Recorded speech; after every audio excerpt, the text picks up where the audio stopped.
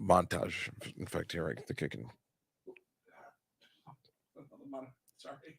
That's all right. What's the matter?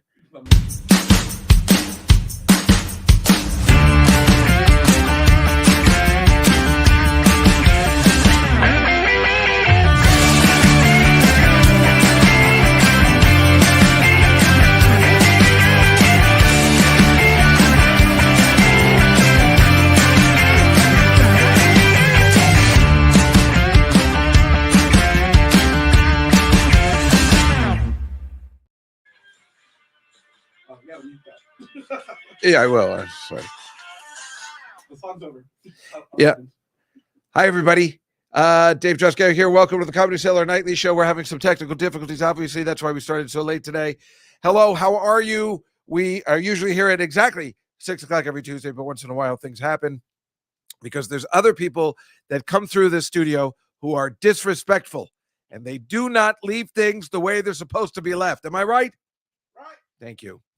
I'm here, obviously, with Mr. Mike Suarez, and we have a very special guest today. But let me just tell you, before we begin, I hope everybody had a lovely week. Remember, this is the Comedy Cellar Nightly Show. We are here to promote the Comedy Cellar. The Comedy Cellar, which if you lived in New York City tonight, you'd be able to see Come to Papa with Tom Papa, which I'm kind of upset that it's not. He usually calls me. So this is an outrage. He usually lets me do Michael Caine. So I can't believe I've not been asked to do this show since COVID happened. But Phil Hanley is on the show today and Judy Gold. And if you were here at 7:30 in the West Village, you could see that show. If you were in Las Vegas this week, you'd be able to see our friend Eddie If, who's on the show out there. This week, it is open 7 days a week. There are 9 shows a night, maybe more. There's 4 different rooms. Make sure you make a reservation if you're going to go to any of these places because it sells out. You know why? It's the best comedy club in the world. I'm telling you in the world because people from around the world want to come play here. Like, Gad. Hello. Anyway, hello, everybody.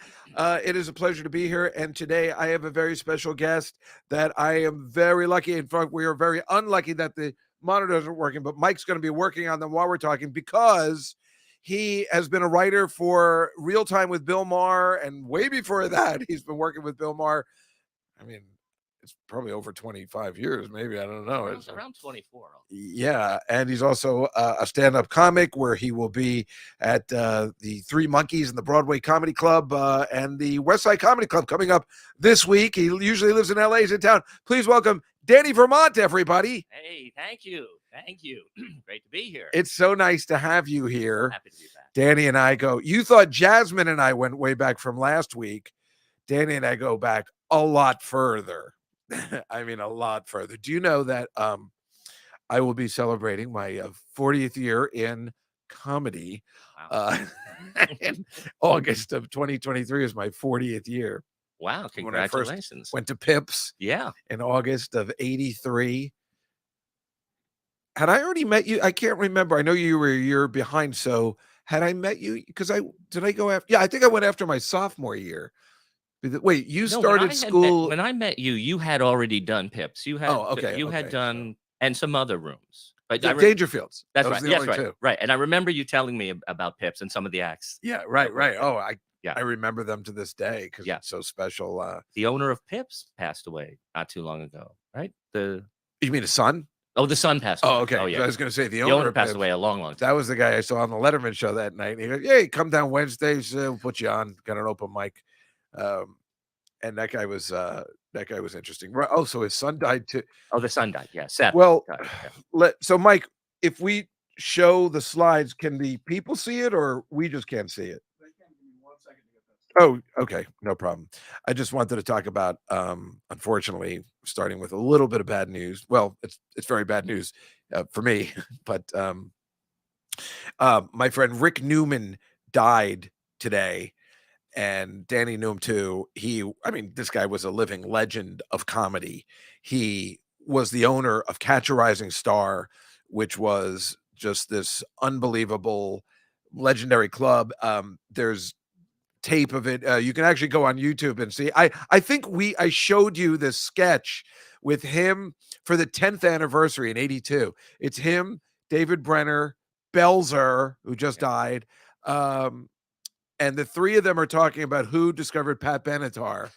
And they're like, and David Brenner's like, no, I discovered Pat Benatar. I was the one. You wanted her to sing show tunes. And then this guy dressed as Woody Allen comes in. He goes, excuse me, I discovered Pat Benatar. We were dating. She was working at a bank. And they're like, get out of here. And Belzer goes, get out of here. Make another movie nobody understands. Oh, you got the pictures, Mike. Yeah, there's a picture. You can't see it, but I can see it. Yeah, he was the best guy, and it was and that's the funny thing is I called him yesterday. It was his birthday is today too. Oh, he died on his birthday. Man, that's what I hope happens to me. What am I gonna do on that birthday? It completes everything. It's perfect. You're right. It's a full circle. Yes. But I was calling him yesterday to see how you holding up with Belzer. Yeah, how you doing? Okay. And his wife calls me. I just left a message. Thank you, Catalina. I'm reading the chat too. If you have your phone, you could see the pictures too. Oh, okay. If you go to YouTube. All right. Until Mike gets it working. And I don't mean it that way, Mike. I would know you're working on it behind the scenes. Night of Impressions with Dave Juskow. We got that right. I'll tell you, if I do the 40th year anniversary with all the impressions I was doing back then, I'll hit you with my Ruth Gordon imitation. And when I explain to people, the Ernie Douglas, like you might be the only person who, there's a couple, there's you, there's Attell, right, my sister, to try and explain to people like, Dave, why do these people know you? Like, why do you even, because you're a horrible comic. No. And I'm like, well, you know what I mean? No. Yeah. And to try and explain the power behind the Ernie Douglas, you can't describe, you can't explain it. It was this, I've been trying to tell the people on the show for years, and I can't. It's the impression. Well, the impression was dead on, and you had the prop classes, right? And it was perfect. It was perfect. But it's like you can't explain it because first of all, nobody knows what My Three Sons is. Nobody knows a minor character. Right. Even if you knew My Three Sons, you'd be like the one with Fred McMurray. Like you'd never know. Right. But to this day, when I see Jon Stewart, who I saw recently at the Chappelle at Madison Square Garden, he goes, "You still doing the?" Him and Smigel give me shit to this day, but Smigel says it's Chip Douglas. He doesn't know what he's talking about. That was the older brother, so fuck him. But yeah, it's when I think about, and that was my closing bit. Remember, and it was like that. My first night, I'm like, well, I don't know how I'm gonna do, but I know the Ernie Douglas bit is going to kill. Right. She's trying to explain that to somebody who's even 40. Right. It's an impossible task.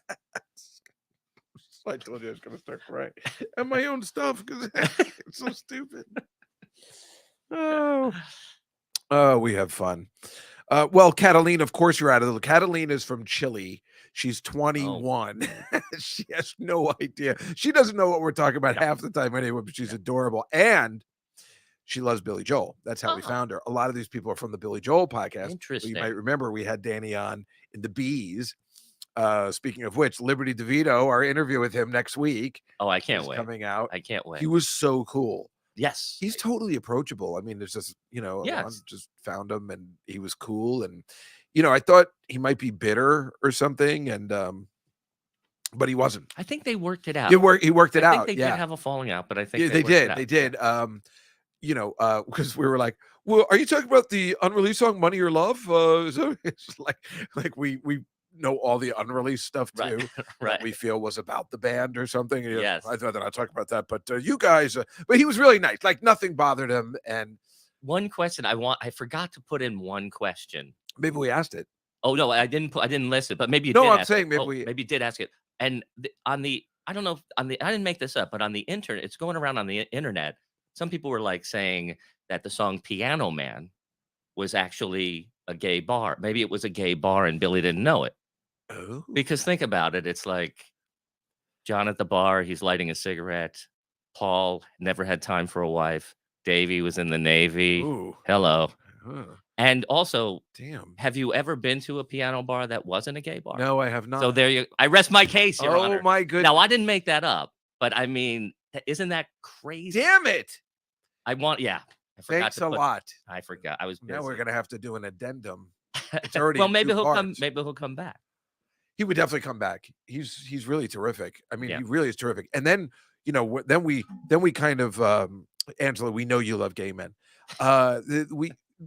The best part was we're sitting there going like he starts off easy money, like I Yeah. mean it's his drumming. He starts off up down, I mean it's just like the stuff that we know he is playing like there he is, and Yeah. he was there for the creation of those songs. Yeah, yeah. That's what was where we were going like crazy. Like, boy, he was there when so he says in the interview, a little spoiler alert, he says, well, he started playing us when we first got there for Turnstiles. He started playing, he had like a little bit a piece of Summer Highland Falls, Right. and he goes, what do you guys think? And we're like, you're an asshole if you don't finish that. Like they knew right Right. away something was special, I guess, about this guy. So Right. that's so goddamn cool. So I don't know. I like it, but obviously I at this point usually I have like stuff I show from the news. Yeah. But I don't have the slides yet. So All right. almost. It's all right. Well, we got plenty of time. Everything's cool. But I guess I'll just ask with let's just ask some Bill Maher stuff since you've been working there Sure. for a long time. Sure. Do you do you have to, because actually I don't think I've ever asked you this. Do you work, especially after COVID, do you have to go into the office for all week long? Not anymore. We work every day of the week. We work, 5 days a week, but we only go in on Wednesdays now. Is that when you tape? We tape on Oh, Fridays. you still tape on Fridays. So we only have to show up for a live meeting on Wednesday. We do a meeting on Zoom or Zoom on Tuesday, Thursday, and Friday with him. with him? With him. On Mondays, we have our assignments, and we don't meet with him on that day. We know what we're doing, and we hand in our assignments. So when you when the show finishes on Friday night, Mhm. then do you already know what you're doing next week? You know who the guests are going to be, and you start working, or do you take a weekend off, or really you have to keep working? And I'll take Saturday off, but I'll work on Monday, and I work on Sunday, and we usually know who the guests are, but sometimes we don't. Sometimes it's not booked by the. that doesn't really even matter with who the guests are, right? Because Not for the early assignments. We write the show backwards. We write the big long last piece first. Oh, And really? yes, and then he works on that during the week and punches it up all week, and then we write the rules in the middle, and the rules and the issues for the shows, the write-ups for the guests in the middle of the week, and then at the end of the week we do the monologue, which we do first, and then Oh, right. so we Oh do it. my We God, do it that's so much backwards. work. How many guys write on that show? I think it's about I don't know. I think like 12 writers now. Oh, Or that's a lot of work. it I is a lot. forgot about that. There's an opening monologue, there's an ending monologue, Right. and then there's the new rules. Well, we also have a desk piece. Oh, right. We have a That's desk right. piece, which is another assignment, and we have to pitch it. We have to pitch every day too. To So- him. To him. Yeah. Oh, So it's hard to pitch on Zoom. It's easier to pitch in the room. 'Cause right. on Zoom, Big laughs. yeah, you can't tell. Yeah, it's hard to tell if you're getting the laughs, or it's hard to get in a quick quip on somebody else's pitch when you're on a Zoom. But I You don't know- mind. I like working from home. Oh, Yeah. everyone does. It's Yeah, the why greatest not? thing ever. I can't believe it's working. Now that I got a regular job again, we only have to go in 3 days a week. It's awesome. And also, we were lucky because we worked through the pandemic. I mean, we were off for like 2 weeks, but Right. then we did it. They were like, "Here we go. We're going to do it." And we did shows at, His house. with like on an iPhone. Oh, right. Yeah, I Yeah. saw he was doing it from his house. Right? Yeah, so we did them there. We did them. Isn't that amazing? It's so there's no reason to go back to the office, but that's cool that you all go in once a week. That's right. Yeah. And do you have to be there on Fridays too? We don't have to be, but sometimes we come in. We tape a lot earlier now. We used to be live. Oh, you're not anymore? No, we started taping around we go up around 4 o'clock now. It's good for 4 o'clock your time. our time, yeah. That's 7 o'clock here. Oh, so it's just like it's kind of live still. I don't know. No, I think it's taped now. But I mean, No, but I mean it's like only 2 hours before, right. right? It's live to tape now. Right. We used to be live. Yeah, no, I live. remember. Right, you used to tape at 6 o'clock. right? or 'Cause doesn't 7. it start at 9? 7 because it was on 10, Oh, it was on a right? 10. Oh, okay. Can't remember. Well, it's totally different now. But anyway, it's good and it's earlier. Bill likes to do stand up on the weekends so I know. he can get I've out. never met a guy that's just like he's always like, I'll be in Alabama. Like he never plays anywhere normal. He Why does likes he plays those southern he states? likes to go to he likes to go where the people are. They have fans there too. Just because you live in a blue state doesn't mean, you know, I It mean, in a feels red state, it's very impressive that he always does that. But well, he's living the dream. I mean, that's every comedian's dream is to because for a long time it's like, let's go to a comedy club and see some comedians. right. And then it's like, let's go see Bill Maher Yeah. or David Tell or whatever. Once you get to that point. David Tell stinks. This is like the worst comic ever. Now, Bill Maher is a real. This is a guy. This is a comic. David Tell, what an asshole. This guy. He's still got a flip phone. So I text him like a smiley face. He goes, "What the hell is this?" Because I don't think he gets the emojis. Why doesn't he have an iPhone? Because he's an idiot. There's just no other explanation. I mean, he's a moron. It's like, why doesn't he have an iPhone? I don't know. It's so frustrating. He's like, yeah, don't leave me any messages. I don't get those. You have to email him at a certain time. Otherwise you can't, like, he won't write you back. And it's like, really, it's really fucking annoying. And we went out for Russ Manev's birthday the other day. And by the way, happy birthday to you. Thanks. It's in 3 days. Yeah, Friday. Right. Are you going back home then? No, I'm still here. I'm in town for my birthday. Oh, you are? Yeah.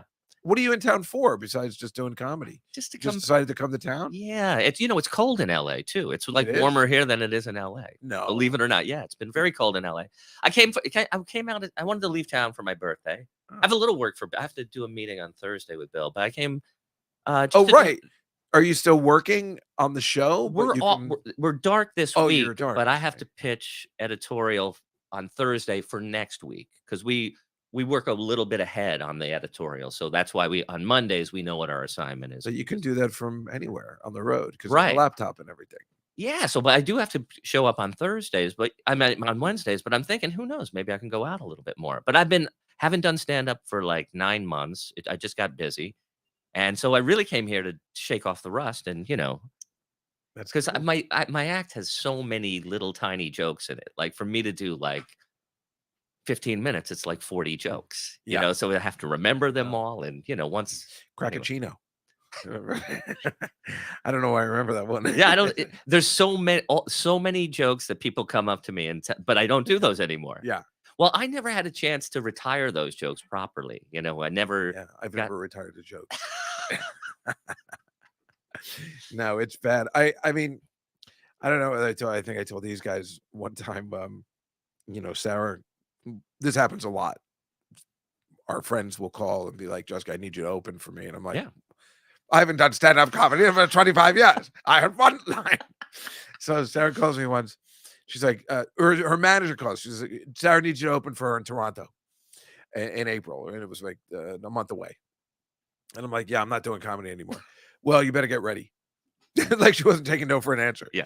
And so I called a couple places, and got some sets. And I invited this girl from work who was like 19, or something. Maybe she was 20, 21. I don't know. She was a paralegal.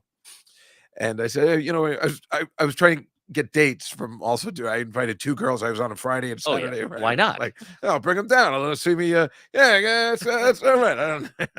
So I bring this girl down, and she doesn't know anything about comedy. She's never seen me before. And then I don't even know what I was doing. This was a couple of years ago. I guess I was doing some horrible imitations, not the old ones. Like I was maybe they were the old ones. I don't even know. I get off stage and she goes, don't you I was like, what'd you think? She goes, it's all right. Don't you think you should talk about yourself on stage? I'm like, why don't you shut up? You don't know anything about comedy, dumb. I was like, Seinfeld never talked about himself ever. That's point. A little bit now. Now he talks about being married a little bit. I just can't do it. And the funny thing is, I probably have the greatest stories anyone's ever told. Yeah. Like, I mean, Yeah. Everybody tells, I mean, I know it, but I don't know. It's like, I like to share it with my friends. I don't even mind saying it here, whatever it is, but I don't know what, I guess I just don't like stand-up comedy. And yet I just keep in it because all my friends do it. So it's a good way to keep in touch with everybody. It's more like that. It's for me, it's like when it's like exercising. It's like If I don't do stand up, I don't want to do it. But if I start doing it again, then I want to do That's it. exactly the way Yeah. I feel. Yeah. If I start doing it again, I'm like, oh, I had a good time. Right. If I could just be consistent, I could probably get good. Right. Did you know I opened for Gaffigan during the pandemic? Yeah. Oh, You told me didn't you play in that's front right, of all these yeah. cars? Yeah, everybody was in their car. Yeah. Yeah. That's hysterical. It was not that funny. It was not. I remember once I was on and I just had like I don't know where I was. I got confused. I don't know why. We were outdoors and it was at the Right. Philadelphia Stadium, and I don't know, I guess I must have taken in the moment for a second, and I shouldn't have because it Right. threw me off. Yes. Yeah. And I'm like, oh my God, I'm still up here. That happened once sometime with Regan. I think we were doing something somewhere, and that's right. That was, oh my God, now it's coming back. Ben Stiller's sister started yelling something from the back and go, "Didn't you fuck her?" or something like that. And I was just like, this isn't a place to yell out. And it just totally threw me off. And I remember Regan was there, but I don't, our friend Chris Regan. Yeah. He writes for Family Guy. We've had him on the show. Him and Alec Sulkin. Yes. The Yeah. Sulk. That's right. I don't know. Hello, Jenny. Hello, Weekly. I don't know, Anonymous. We say hello to the chat room all the time. I know you can't see. No, I know. I've seen it before. So Anonymous. Were you able to see on your phone? I couldn't get it on, but maybe try it again. You just go to the YouTube channel. I'm not doing anything special. All right, let me try it again. What do you think, Mikey? Just about there. All right. Oh, Mike is really working overtime. Yeah. Mike, where are you going to be this week? Nowhere. Nowhere? Oh, I'm sorry. Well, let me preview next week. Mike's sitting there going like this. Well, let's talk about college. Okay. Okay. No, now I just thought of a plan to talk about with Danny. Oh, perfect. Don't worry. No, I'm just kidding. Wait, I was going to tell you something about college because Danny and I went to college together. Of course, you've heard of Cornell University. We went to a small liberal arts college right next door. Right across the street. Right across the street from that. I do that bit all the time. You ever hear Cornell University? Well, sure. I'm like, well, right next door to that, there's a small liberal arts college, and we went there. Oh, that's what I wanted to tell everybody. You're not going to believe that you heard I'm teaching a course Yes. at this university. Yeah. Paul Rudd is zooming in Thursday for Clueless. Really? Yeah, I'm teaching that. Awesome. Yeah, so everybody, I'm like, it's unbelievable. Paul Rudd said yes, and what a mensch this guy is. There's just no other word for it. He's like, Dave, oh man, I'm so sorry. He's always like, I was in Australia, I was in Europe, and I'm like, that's no excuse not to get back to somebody. But I got a movie coming out for again, Ant-Man, no excuse. But yeah, how about that? It's going to be unbelievable. That's great. That's great. The kids are, I think, thrilled. I mean, they're really thrilled. They kept asking me like, but why do you know him? It doesn't make sense. How do you know? Well, I told them, I'm like, you live long enough and you meet people along the way. And that's pretty much what it is. It's, I met him. We hung out one night, karaoke, and when he was big or before. Yeah. Okay. No, this is only like Right. just before COVID. Right. Like right. just before COVID. I know that was a great time just before COVID, yeah. So Because his other friend is Peter Dinklage's brother, Johnny Dinklage. So the three of us were hanging out, and they like drinking. is Johnny? I like drinking, so it seemed like a perfect match. Sure. I figure, why not join the army? It's free. And what do you got? Like a 6 to 8 week training program here? I can't believe you did that stripe spin too. It's perfect. Yeah, which is I can't, and I knew it right away, which is perfect for me. Look, we're back. There we are. Oh, hey. All right. Hey, we do look good. Is it on? I told you the lighting here is. You don't think it's going to because this light is so bright. No, I want one of these over me at all times. Yeah, I'm I just know. gonna hire a guy. I know. No, it's fantastic. Beautiful. Can I turn off my phone mic? Is it good to go for? Good to go. Well, maybe I'll keep it up because I can see the chats. For a second, they had like a small reverb, and they thought all of their edibles kicked in. Who's edibles? Theirs. Oh, the chat. Yeah, when I open the other window, I have to mute it because it'll double the sound. I don't know what the hell you're talking about. Anyway, It's okay. This is more for them. Anyway, how about a hand for Mike, everybody? He's Mike. good. I tell you, people leave this room in a mess. I get that upset in my classroom. Somebody leaves an empty water bottle there. I'm like, what the hell's the matter with these people? Meanwhile, if I'm if I'm not the most popular professor ever there Oh yeah. by Friday, then well, then I don't know what's happening. I mean, that's come on, man. I think they hired me because they were like, well, I think he's going to get special guests, but I just said, maybe I can get Sarah, Right. make that seem like a no brainer or something. But that's my friend, but I didn't. This is above and beyond, Yeah. And they're like, well, who are you going to get next semester? I'm like, you can't. That's it. This guy's like the most popular star in the world. That's it. That's all there is. Rotten kids. But I'm having such a good time. It's so Yeah. much fun. That must be fun. Yeah. You remember when I was at who the hell? No, I'm just kidding. Remember, this sort of just came in. When do you remember that I went to school for teaching? Yeah. Yeah. And do you remember why I had to leave? Yes. What? Because I tell everybody Because you said if all else fails, go to the duty material. the dirty material. dirty They material. were anti-Semitic, and then they wrote back about the Holocaust. By dirty material, if you mean the Holocaust, I'm like, why the hell would I What? mean the Holocaust? Yeah, they were anti-Semitic. Oh my. Remember the guys, like her husband Oh, chimed that's in, and right. yeah, so it was like really fucked. Like they just chose a fight out of. That's I'm like, what crazy. the hell are you talking Well, about? the joke's on them because you're teaching. Yeah, at a university. Maybe it's not as prestigious, as Ithaca, but it's pretty good. No, but it's funny because I think I've always wanted to be a teacher.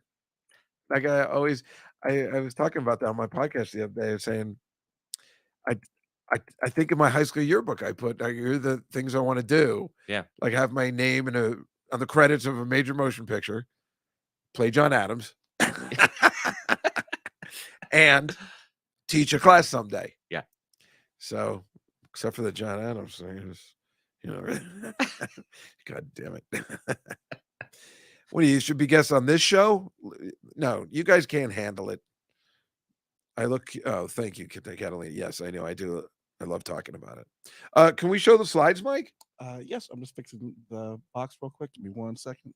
Yeah, no problem. I was on the show all the time. We show slides, Mhm. so I was like, well, Danny would be perfect for that because it's kind of like new rules, I guess. I mean, Right. I don't really have any jokes. Oh, that's what the one thing I wanted to bring up. Yeah. Is that I got this new thing I was teaching the kids. It's called instant screenwriting, Mhm. and so I'll show them a movie clip, and then I leave off the last line, and I say, write one. That's good. And I told them that this is like an important exercise because if they're in the communication school, so if Yeah. you go into a writing room like you were saying, if you go into a writing room, if you're writing on a TV show like Danny is, or if you're doing oh, my cleaning lady just texted, sorry.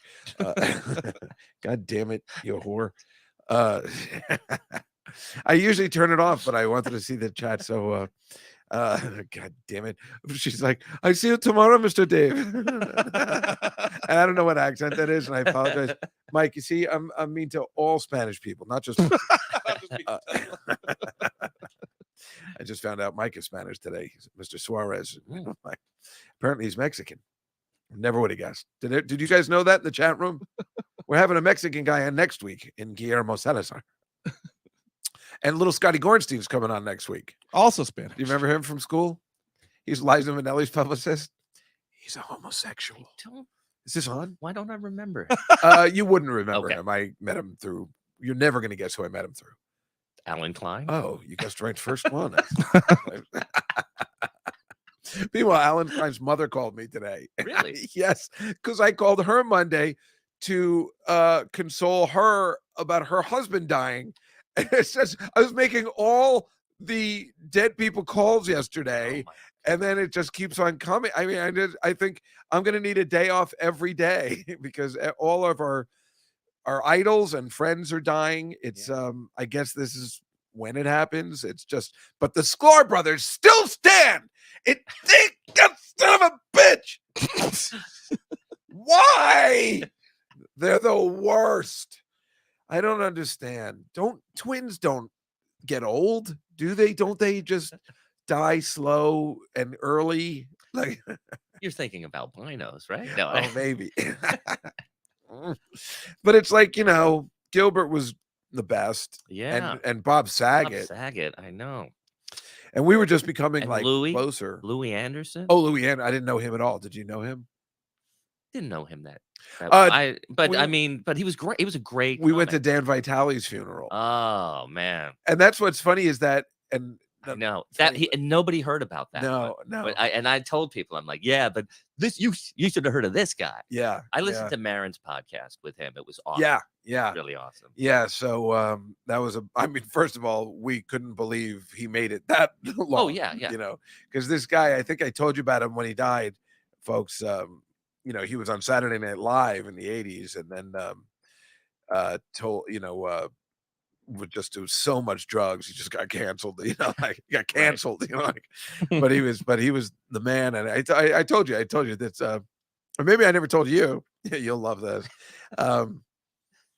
He would tell us a story of how, you know, Lauren loved him, Lauren Michaels. Yeah. So he went to the Yankees game with Art Garfunkel and Lauren Michaels, and him and Art Garfunkel got into a fight. Dan was really drunk, and it was over a girl. Do you want to guess who the girl was? I think the audience knows. I can't remember. I couldn't even guess. I couldn't guess. Penny Marshall. Oh wow. They were both sleeping with Penny Marshall. Oh my. Well, there's this pilot that Vitale did. Yeah. And it's I've on seen it. it's on Yeah, YouTube. yeah. And on the podcast, he said he was drunk through the whole thing, Oh. but you couldn't tell. I couldn't tell. He looked great. Yeah. He was thin. Yeah. He was good looking. I could never tell. I mean, I never noticed when Chandler's drunk on Friends, and apparently he was, I guess, or something. He was drunk during the tapings. I think he was high on coke. There was a little while where there was that season where he got skinny, where it was like Right, something's right. going on here. But that's the thing. All those people that we know to be drunk or high, Right. I never noticed on TV. Right. I guess they're good at acting. I guess. Or maybe they do it afterwards and like, but they must. I guess once you're, yeah. Anyway, but you know what? It's interesting. It's like Friends. It's about right. There's 6 friends, and one of them's a drug addict, and those numbers are about right. If you have 6 friends, You know what? You're absolutely right. one They is should've- probably a drug I addict. guess it's That's about right. Also, Paul Rudd was talking about Friends because Yeah, we 'cause he was forget on- he was on Friends. Yeah, And he was like, well, I couldn't even believe I was on that show. And I really felt like I shouldn't have been in the last episode. Like, it felt kind of like it's surreal being in that. That would be like going in the last season of the Brady Bunch or something, you know, like for Right. us. yes, Because remember, I was on Star Search and I yes. talked to Martha Quinn, who was playing Peter's. Wasn't she playing Peter in the later, like the made for TV ones later? She was playing like Peter's love interest or something, or Bobby's. And she was telling me about how it was, you know, being on the Brady. Or who told me? Oh, it was Ken Ober. Right. You remember Ken Ober, Yes. Mike? You remember him? Yes.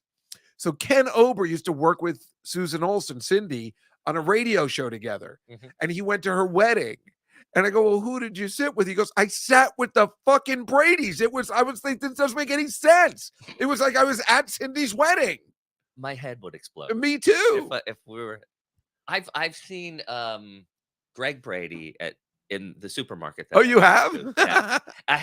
Next time I'm gonna go say hello to him. I think But- you have. I think you'd assume he would appreciate it at this I'm point. sure. I'm sure. Because you know I'm friendly with Richard Klein. Which, Yes. again, it's just like being friends with Rick Newman. For me, it's like Oh. an honor, and it's the best. And I'm saying friendly, like where we have dinner together and we hang out, and that's the same with Rick Newman. I mean, I could never have pictured, we couldn't have pictured starting out that we'd be friends with the owner of Catch a Rising Star. Yeah. And you hung out with him too a couple times, that old club on 28th Street.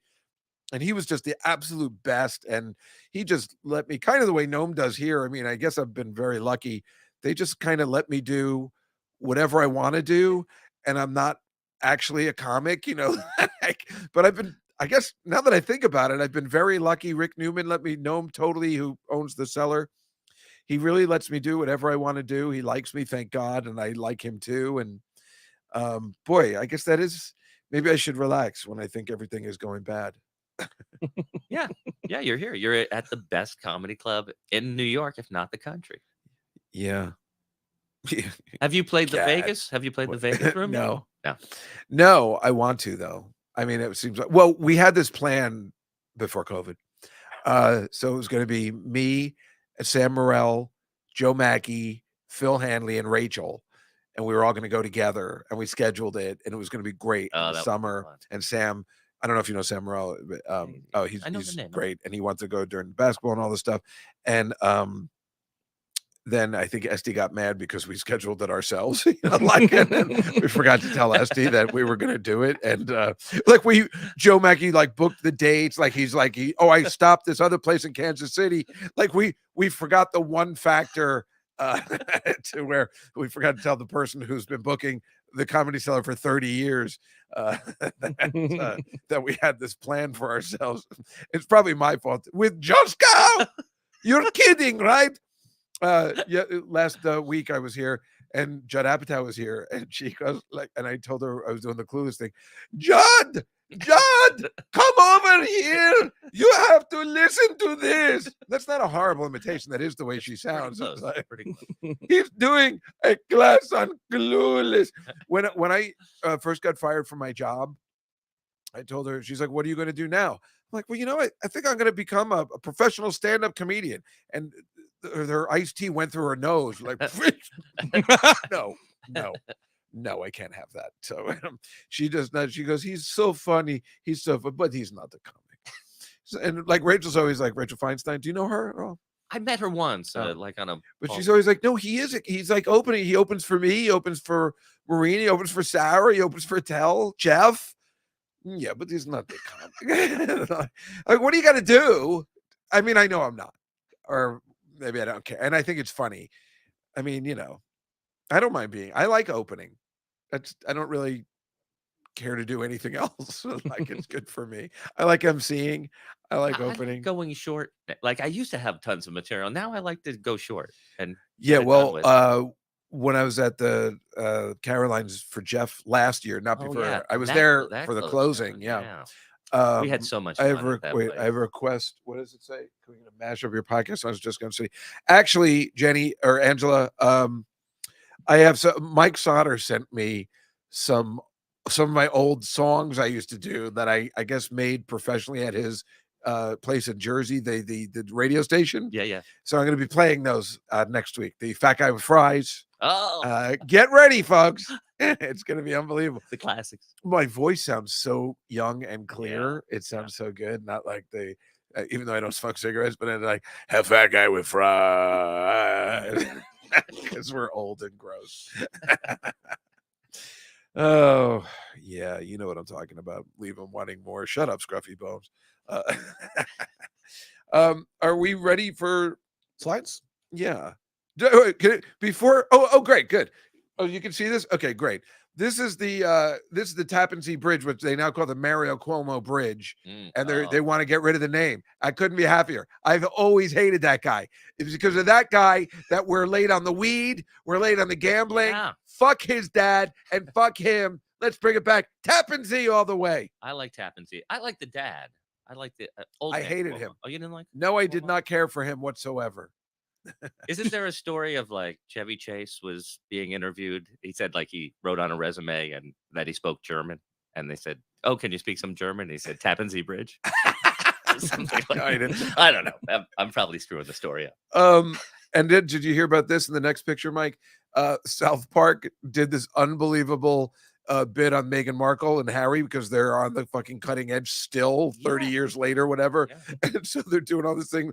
That's their house in South Park. Leave us alone, respect our privacy, and all that up, right? And Meghan Markle's furious, I only found out about it because of her. Yeah. Right. So I can't wait to watch this episode. Look at the next one, Mike.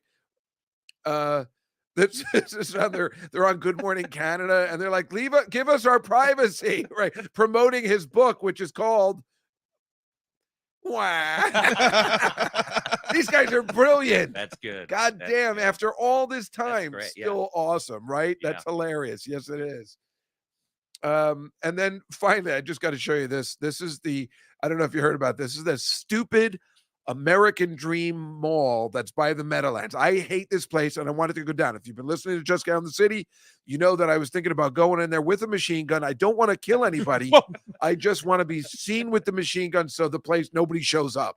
I'm not going to shoot anybody, obviously, but something like that needs to happen. So this mall goes. So that's a helicopter that's over a pool. Go to the next one, Mike. And it fell down and crashed into the pool. That's like perfect. That's exactly what I need, because fuck this place. And the question is, why do I hate this place? Well, go to the next picture. When I'm at tailgating at the Meadowlands, as you can see, the Meadowlands are in the back. There used to be a beautiful view of New York City, and this place has ruined it. So I'm like that Martian in Bugs Bunny. It blocks my view of Venus. This is what it is. Go to the next one, Mike. It gets, you see what I'm saying? That's when they were constructing it. I sit, my parking lot where I sit with my car is right there, and it was this beautiful open space, and you see the city. It was great. But look at the next one. There you can see that's what you were looking at. If that stupid mall wasn't there, it was beautiful. So I want them to destroy that place. Fuck that place. Thank you. Sorry, I got carried away. I just wanted a stupid American dream mall. It says got nothing but bad luck, and I couldn't be happier. So that happened yesterday. Yesterday, that helicopter fell into the water and killed a bunch of kids. Did it? No. What about the penguin? I'm spreading that around so nobody goes there anymore. Oh, Angela, I did make you talking about how many girls I've made cry, because I made that girl cry at my office last week. Well, she had it coming. I usually make girls cry. I don't do it on purpose. Maybe I do. I don't want to. This girl, she invited me to go see Book of Mormon with her and her sister, and then she goes, and she was like, Friday night, we're gonna go. Friday night, I'm buying you a ticket. We're doing it. And then her sister goes, my sister bought 2 tickets for Sunday, so you're not invited. And I'm like, what the fuck? And I said it like that. What the fuck? And then she started to cry. It's not my fault. I'm like, what? Sounds like it. You didn't tell her I was coming. You didn't tell your sister. I never met your sister. She's coming in from Phoenix, and you didn't tell her, hey, I'm bringing this old man from my office. I was kind of livid. It just doesn't add up. You were just going to surprise her with a guy who's 30 years older than the two of you. You haven't seen each other. None of this makes sense. Am I wrong on this? No. Yeah, something's fishy with that. It's fishy, Something's right? fishy. Yeah. The poor girl, I feel so sorry for her. You know, she got stuck between Dave and sister. Well, how'd she get stuck? I mean, it was her idea. I didn't say. She goes, I want you to meet my sister, but apparently she never told her sister. All right. Now can we go to the slides? Yes. All right. Now these are the ones I put together, and we can comment on them. All right. All right. I always start off with the new face of the Republican Party. Yeah. I like Nikki Haley. I think she's kind of sexy. Yeah, So. Yeah, definitely. But she's probably trouble. Oh wait, Angela brought that up. You aren't wrong, but she was young, sand, old man yells like, oh right, yeah, that's me. Yeah, there. Oh yeah, right out of The Simpsons. You got that right. What do you think of the Huckabee's response to that was awful. I thought it was scary. Yeah, she's a little scary. Yeah, she's a little scary. Nice. Oh, you know her? No, I mean, I oh, don't. She's been on the show. No, I don't think so. But I mean, I'm surprised she hasn't. But He's when she usually was, good about it. maybe she has. I can't remember. When she was Trump's, she was just so nasty. Yeah. And it's just like, I don't know. But they both could end up being president. President? Well, I think Nikki Haley's going to end up being Trump's running mate. Running mate? I think so. Oh God. Yeah, because he's going to need somebody. He's not, he's going to need somebody, and he's not. If you notice, he doesn't have a nickname for her. He doesn't have a nasty nickname for her. They were friends before. She worked for him. She was an ambassador. In the primary, what'll happen is, she'll run and she'll get some numbers, and it'll take away from everybody else's numbers, and Trump will get the higher number, and then they'll take the 2 numbers. So he's definitely running again. He'll definitely run again. He'll probably be the nominee, unless something crazy happens. I don't know. Now that we'll find out. Everybody, I can't handle it. I think, did I vote for him the first time? I can't remember. I think I seemed like a hilarious idea at the time. I did the same thing with that guy in '92, that old man who what was his Perot. What? Perot? Yeah. Right. I thought that would be hilarious. Right. Yeah. I got to relax on that. Let's go to the next one, Mike. Oh yeah. Oh yeah, he went there. Yeah. What do you Oh, think? he went there all right. Oh, he went there. Yeah. Where is that? How is that in the Ukraine? Why isn't it bombed yet? Like, why? What? How can they have a nice, clean place like that in a war-torn city? Or am I missing something? No, it's beautiful on the inside too, because I saw some footage of him. Is that the presidential palace or something? Like, why haven't they bombed that yet? I mean, they've bombed everything else. They bombed, schools and hospitals and I don't churches. know. That I can't figure out why that's still standing. Scruffy. Anyway, Yeah. let's go on. Now let's get to the comedy. That is a satirical float they have somewhere in, I don't know, Germany or something. I don't know where. Does it say, Mike, on the top? This year's satirical float, and then it cuts off. Oh, you can't see it. Okay. Let me see. Yeah, it's like a parade or something, and it's kind of funny. I mean, then I hate parades, and I'm trying to run for Manhattan Borough President to get rid of them all. But if they had floats like this, I mean, that's hilarious. So I would be okay with that. You should. Oh, run for this that. year's satirical floats Yeah. in Germany. Good one. What does it say? This year's satirical floats in Germany. Germany. It was Germany. I was right. Okay. Well, the Germans are hilarious. Yes, they are. I got more on that to come. Let's go to the next one. Well, what's that guy in front?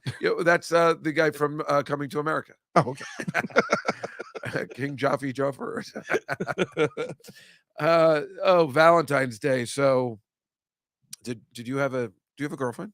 I don't, not at the moment. No, I had one before before the pandemic. Oh, But it got ruined during the pandemic. sure. Well, Some people, you either like got closer during the Right. pandemic or broke up. We broke up, but I liked her. She was fun. oh, I'm sorry. That's all right. I had made it, last week was Valentine's Day, and I told everybody that I was on February 15th. I'm starting my crusade to have a date on Valentine's Day 2024. And I think I have come up with a plan. Now, first, Not the same machine gun plan, is it? no, it is not the machine gun plan. No, you know what you But should if that do? You should works. do it on the. You should have a countdown clock. You know what I mean? Well, it's always going to come down to the 2 days before. I'm like, all right, I've asked 30 girls, and 30 have said maybe. No, two have said maybe, and 28 have said no. I think I even said to Jasmine, I'm like, no, I don't think so. Anyway, see, this is Valentine's sucks. So go on to the next one, Mike. Yeah, this is a place in Italy that people go for Valentine's Day. I'm just getting jealous of all this people. Like, it's like this thing where you go down like 180 feet. One of those classic Italian, like old school things where there's some guy performing in it on Valentine's Day. That's why it's red. Right. And you go down to the bottom and then you kiss down there, and I'm just showing all the stuff I'm jealous about Valentine's Day. I hate it. I hate all couples. No, they should have a day for single people. Or one restaurant should have a. Sad. No. That's me and Attell at the diner on a daily, nightly basis. No, because when you do it, like, just say it's Valentine's Day and you forget it's Valentine's Day and you go out and it's like, oh man, you can't get a table. It's always a Well, they used menu. to. Al Klein used to have a friend. They used to have a Black Hearts party, Right. which was just the gay Valentine, so it just got worse. Anyway, like the guy, I almost made out with a dude that, I mean, I was very desperate. And he says, "You want to make out?" I'm like, I can't. I mean, you're hot, but I don't think I can do it. I don't know. It was right there. I mean, I could have done it, I guess, but I just couldn't. It would have been the worst Valentine's Day ever. Yeah, for me personally. That's all. Let's go on to the next one, Michael. Oh yeah, see, that guy he was doing a singing telegram of Valentine's Day, and that would be worse than not having a date. He went to an office in Baltimore and had to sing a Valentine's Day. But I guess if you're in the costume, it's not that bad. But in this day and age, who would want anybody in a costume that you can't see come into their office? It's just too risky. Now you can't trust anybody. This is the way every movie starts, where they're hijacking, something. Yeah, right. And it's true. And security's like, can I see some ID? And then you have a driver's license with the pink hat. Here you go. Right. Okay. All right, pink guy. Well, at least you've prepared. Go to the next one, Mike. I think this is what I'm gonna do. No, that's not okay. That's Banksy. Banksy, yeah. He did this in London. It's called the Valentine's Day Mascara. And it's a nice women's statement. Banksy's the best. Go on to the next one because okay. So this is in Bangkok. These are women praying for love on Valentine's Day. That is where I'm going next February 14th. These are all women praying for love. They're very pretty. That's where I'm headed. Bangkok. That's yeah. The most obvious place. Yeah, why would they even have to pray? It's called Bangkok. You'd think. Exactly. So, Mike, that's it. We're doing the show from there next year. Well, it won't be on a Tuesday, but that's the plan. It's so obvious. There are single women praying for love. Sooner or later, they're going to have to be like, "Yeah, he'll do." They're already down on their knees, fellas, huh? What are you saying? Catalina's going to be my Valentine's date? Oh, she was. They were talking about that. Yeah. Oh, They're saying that you're too old for her, but she. No, I'm not. I'm perfect for her. It's just tell her it's different here in the States. No, this is normal here in the States. How old is Catalina? 21, 22, maybe. She's in college. She's just a kid. Speaks perfect English though. Let's go to the next one. Oh, yeah. See, these are Germans doing a human chain to commemorate the bombings of World War II, which they caused. So what the fuck is this? What are they doing? This makes no sense. Unless somebody knows something different, Germans still suck. So I could fuck you.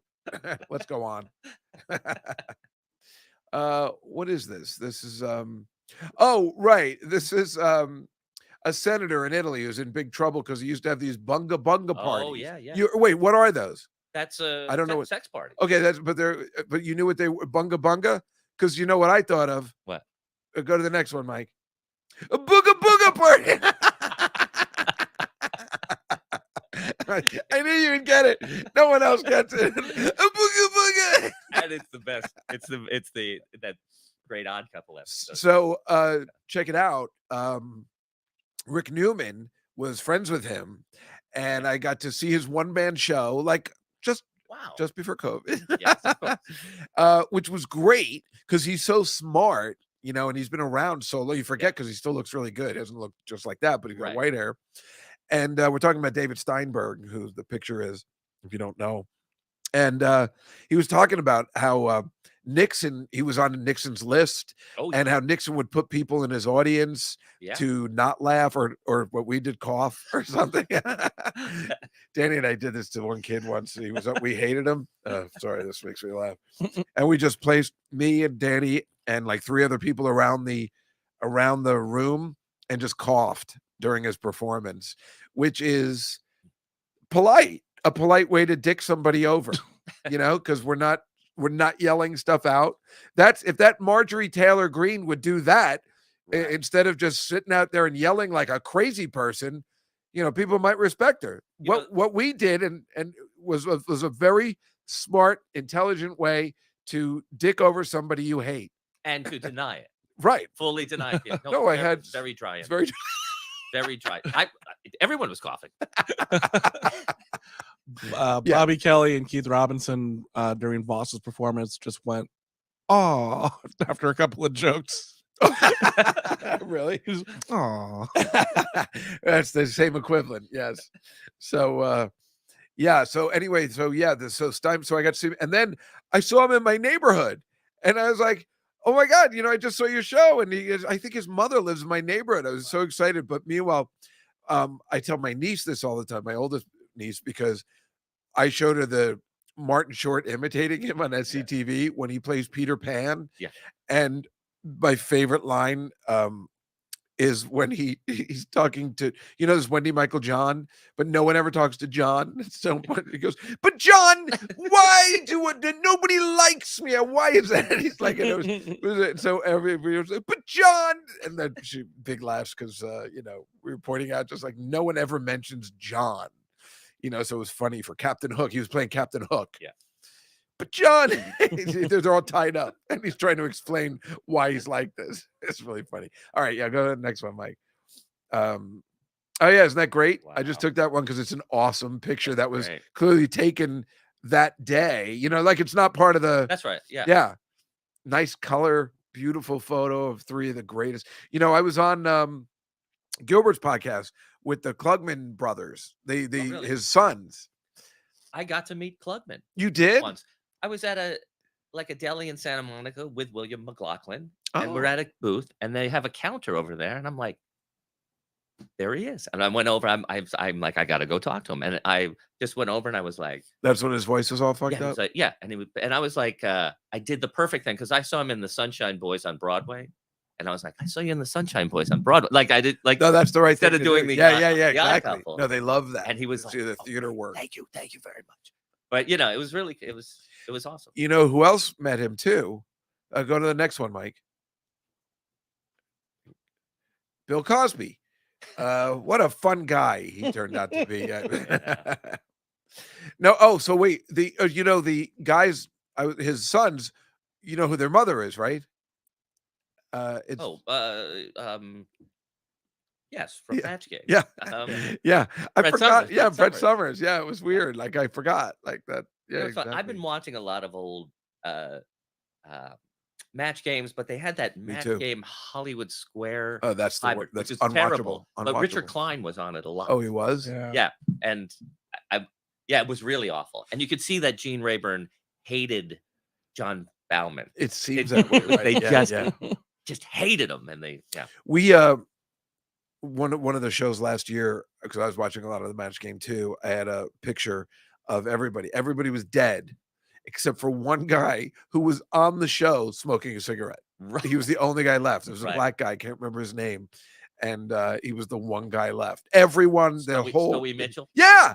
How did you know? That's exactly who it was. I've been watching him. Yes. It's either Nipsey, Scully. Yeah, it was going. He was smoking on the show. Yes. The other one was everybody was dead except for the fattest guy in the left, Right. which was Ed Asner at the time. Oh, that's funny. That was just, I guess, a year or two ago. Well, when you watch them in a row, because they shot them all in one day, Right. so they had like a dinner break or whatever, and they got drunk. Oh, they Yeah, did. because like Thursday and Friday shows, they're falling out of their seats. Bill Daly was on, and he spills his drink, and he's like, "Oh, I spilled my drink," and he takes his napkin and he's like, Really? wrings it out in his mouth. Oh, yeah, I Yeah, love they were watching. falling them. all over the place. They're on at like 3 a.m. or 5 a.m. here. It's so great. We tape on the same stage that they tape. Oh, on right. for I know you CBS. tape on the Carol Burnett one. It's the You same brought me stage. around. It's the same. And stage. The Price is Right, right? Price is Right. They're still there. We share it with them. Wow. But I was watching an episode, and Charles Nelson Riley was wearing these badges that they used to give us, and it said Studio 33 on it. He Wow. was wearing it right on his shirt, and I was like, whoa. That's so cool. Yeah. That's what I think. I thought that you filmed it there because I recognize the Yeah. audience as well. Like sometimes when they go into the audience, which is so spectacular, being the 70s, once in a blue moon, they go into the audience. Gene Rayburn would go into the audience. Oh, yeah, yeah. Exciting seeing all those idiots, the way they, God, look at us all, the way they're dressed back then. What was I say? I met Ed Asner once after a stage reading he did with a Jewish theater company I used to work for. That's cool. That's way cool. That's Jenny Cohn Sanchez. What's the next picture? I think it's, oh yeah, that's Jack Klugman with Ronald Reagan, Wow. Linda Carter, Rodney, and I don't know the other ones. What? That Pavarotti? Oh yeah, Pavarotti, and then Pavarotti. what is it? Itzhak Perlman? Is that the guy? That looks like Itzhak Perlman on the other side. I don't have my glasses. I thought that was Albert Brooks for a second. Yeah, I That's did all. too. It does look like A him. little like him. But it's cool that Jack Klugman was. I like that he was there. So Oh my God, there's a great episode of Match Game with Jack Klugman. It's on YouTube. You have to watch it. But some guy wins like 20 grand. He's like a sailor in like a uniform, and Klugman goes crazy, and he like starts running around, and he throws down a sign and like hugs this woman and runs into the audience. It was oh, that's really awesome. funny. Oh, was he sitting next to Brett Summers? He was in Brett Summers' seat. He was filling in for her. That's fed. But they told me he got her the job. He got her the job. Yeah. Because he was CBS. Yeah. That's so cool. So, go to the next one, Mike. Oh, did you see that? I just saw this the other day. That's Lyle Wagner as Batman. He auditioned to play Batman, and it got that close where they actually put him in the costume. And you believe that? Lyle Wagner? Boy, that would have been unfunny. Well, I don't know, because Adam West wasn't a great comedian. Well, I don't know. I He had a guess. good delivery though. I mean, it's funny that Lyle Wagner ended up on a comedy show. I mean, he was so unfunny He on was that such a show, straight man, but he was too. just the boy toy. I always Yeah, figured, he was a good-looking guy. like Carol Burnett was like, no, I want him. But Just like the way the Johnny Carson show used that girl, right? Or Yes. something, that big busty girl. Yes. What's her name?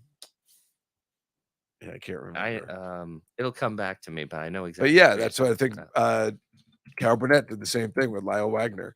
The fact that this guy then got work again on Wonder Woman. Carol Wayne. What? Carol Carol Wayne? Wayne. Carol Wayne, Right. thank you. But right, he's a millionaire, right? Didn't he buy into real estate or something? No. He invented he had a company, you know how like trailers, the Yeah. movie stars have trailers and TV Oh. stars.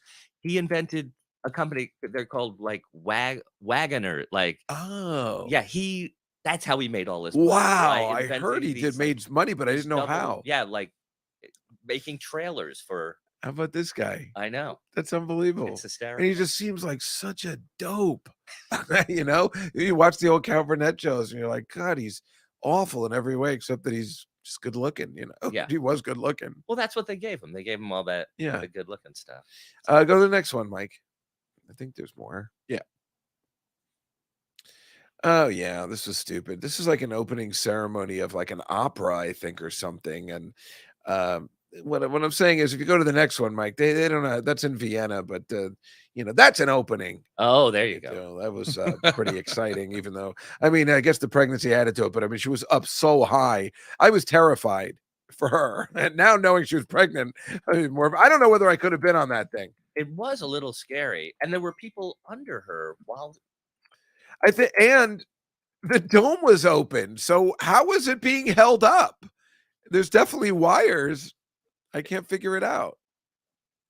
It was definitely pretty wild. What I don't get is, remember when the Janet Jackson thing happened, the nipple? Of course. And everybody went crazy. Well, during her show, she did this thing where. Yeah, and then she's yeah. And I was nobody said anything. No, it's over. Do you know how mad that makes Howard Stern all the time? Oh, no, people are upset about that? Yeah, because, okay. well, they're upset in the sense that, why they just gave up, I guess. The FCC, there is no FCC anymore. Well, he should be pissed because he is right, because he got shit on all the time. The FCC was up his ass, yeah, every day, and it I mean, it ruined Janet Jackson's career.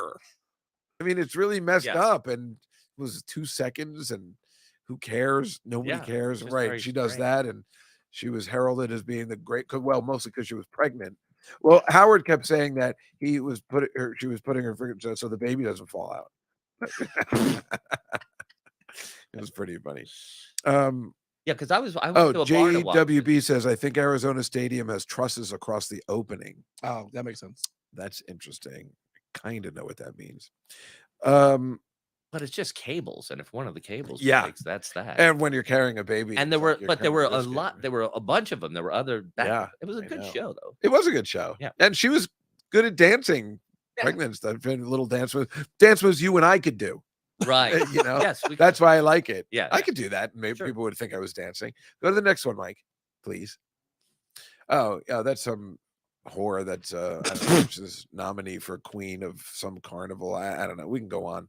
I don't know why I put that. I sometimes put these. It looks cool. It does look. Oh, see, because that's what is happening. This is at a French music awards show. See, people are dressing up crazy all of a sudden. Remember, it's Fashion Week, and I don't know what's happening. This is like some famous dude. Like this be like the Grammys, like Lady Gaga, the equivalent of everybody's got to come up with something new. Oh, is this the Brit Awards? No, this was French. Oh, this is a French one. The Brit Awards is the next one. Okay. And you probably know what I'm going to see. Oh, yeah. Right. Yeah. Yeah. Speaking of fruits, this guy, sorry, buddy, I couldn't help myself. It's like, yeah. You have something on this? No, it's just like it was all happening like when they were shooting down those balloons. So it was all like, are you sure one of them wasn't him? They didn't know what they were. I'm like, might have been him. Oh, what are you doing? Why? So, and what does it look like? Go next one. He's there. He's coming to kill Superman. I mean, it's the same thing. You can't see it because it's black. But if you go to the next one, he looks like Richie Rich's chauffeur. Yeah. In the bottom one, that's you can right. see that's Bascombe, Richie Rich's chauffeur. I like those pants. Yeah, the little. Yep, right there. You see? Yes. Oh yes, sir. Oh, I used to love Richie Rich. And then the next one is that's the Oh, that's first right. one. Yeah. How could we not think that's right from Sleeper with Woody Allen. The next one is also him on the water with Diane Keaton on top. That's where I thought it was from. Sleeper holds up. Yeah, it There's a does. lot of stuff. Well, that- it's a time traveling movie, so people but love there's that a kind lot of of stuff that came true, like Yeah, genetically right. modified foods. Yeah, You know, even the Orgasmatron. No, but it's great too. Like there's the social Yeah. story of it and stuff, and keeping the president alive and not letting people know. Yeah. It is good. Let alone when he's being interviewed, and just making up all that That's the stuff bet- that's with the Howard best scene. Cosell. Yeah. Well, for torture, you would put out this. We think this man has something, and the Playboy writes. I'll give you a full report on this.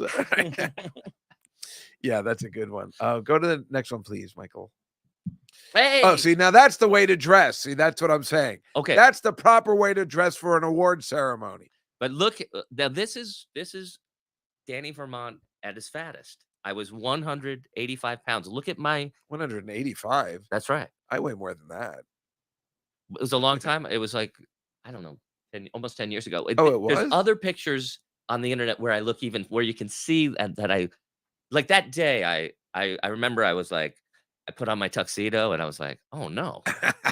Oh no. And then I was That's like, the worst. and then I was like, well, we never win this thing. Oh no. So no one's gonna notice. And then I'm up there the whole time and I'm just like trying to keep it in. I'll find you an even funnier picture of me. But my this stomach is the just sticks. Writers Guild Awards. You've also won Emmys as well. I've Yes? never won an Emmy. I've Oh, been you've been nominated nominated. a number of times. Like a number of times. Bill Maher's show has never won an Emmy. You've never won an Emmy. The show has never won an Emmy. Tell me you always lose to Saturday Night Live. I'll fucking die. No, we used to lose to Jon Stewart, and now we lose to Bill Oliver, John Oliver. Yeah. That's not right. I love the Bill Maher show. I mean, I like not just because you're here. I watch it every good. week. I really enjoy it. I like him. I've always liked him. I like his politics. I like what he says, and I think it's a funny show. Oh, And I learned stuff about the guy. Like I love when he had Netanyahu on. Yeah. That was one of my favorite ones. That guy was kick ass. yeah. Yeah, he was awesome. He's like, what do you want? Palestine's like this little insignificant thing. Like we're good with everyone else except these assholes. Yeah, that was cool. Yeah. I like that. What's the next one, Mike? Oh yeah. Barna. Well, we weren't on the show. I know. We were just she came to see the show. I worked with her on this Kamal Bell. She's terrific. She's really fun. I like her a lot. She's really fun. Yeah, I've met her a couple times. But it is funny because I put this picture, I think, on my feed, and I got a lot of comments like, why are you picking on that girl? And it was like, we're pretending. It's a bit. We're doing a bit. Oh, she's terrific. Yeah, I like her a lot too. Yeah. What's the next one, Mike? Oh yeah, this is the oldest dog by the Guinness Book of World Records. His name is Bobby. Wow. And he is the oldest living dog. He is 30. He was born in like 1985 or so, or 90, whatever it is. They have his date, and he's the So that's like oldest. 150 years, or Yeah, but he looks great. Yeah, he looks very. Yeah, we like doing a lot of animal stuff here. So go to the next one, please, Michael. Yeah, those are some whistling ducks in Florida, but they look fake. They do. They look. Which like is why. wooden- Which is why in the next one. Oh, real quick, they look like they're about to like sing a song and. Yeah, they look like they're. Hello, Like hello. If you go to the next one, see that that actually is a fake. The bird on top isn't fake, but That's right. the bottom one is fake. That's like a wooden decoy. Yeah. The bird That's a looks up. double crested court. I never see any of these kind of birds around New York City, so it's exciting. Real quick. What anonymous put on 32 old for how dare you? Yeah, what's the next one? Oh yeah, this is in where's that, Romania or something? Yeah. And they're testing to see why dogs howl, or especially Siberian Huskies, and how close they are to wolves. But it just looks like, I guess they have a son, but that room just looks so awful. Like it looks right out of Hostel, you know, that Yeah. where that Romania, I think where it takes place. And I just feel bad for that dog. I just like, I wish I was in America getting these tests. And that's just a deer watching a dude in London, and just being like, yeah, look at this guy. Because then I was just thinking it reminds me of the next painting. Yeah, you Oh, yeah. got one deer looking this way, got one deer looking this guy. You got what do you want from me? What do you want from me? The hoof. Yeah, The hoof. the hoof. The hoof. What's the it? hoof. Yeah, it's a sin, ma. It's a sin. But I just the hoof. The The hoof. hoof. Hoof. Hoof. Yeah. So, Yeah, he has that same similar thing in Silver Linings Playbook where Jennifer Lawrence makes this case, and he's like, I got to rethink this. I got to rethink this. Think about that and the hoof. the hoof. Hoof. The hoof. Yeah. Like big around the house. Yeah. A little bit. Hey. Big around the house. On the house. No, it's all right. It's all right. It's all right. Don't worry. It's all right. They're not gonna spoil my party. Yeah, I didn't do nothing. Hey, you were a little off. Hey, you were a little disrespectful yourself. A little bit. No, I wasn't. Yeah, I was gonna. We could do that all day. That's why. That's his cow hug day in India, even though that's a calf. That's a real thing. Wow. But that calf looks so cute that I would want to do it, but I don't know whether I'd hug a cow. But I guess they take it pretty serious in India. Well, if I had a few beers first. There it is. Hey, do we have another one? Oh yeah, of course we do. I know because that's some loser. He's like in the World Cup of Slovakia, but what an asshole. It's just that he doesn't know what he's doing. Meanwhile, if you go to the next one, Mike, this is what I need: a ski bike. This guy made it himself. It's perfect for me.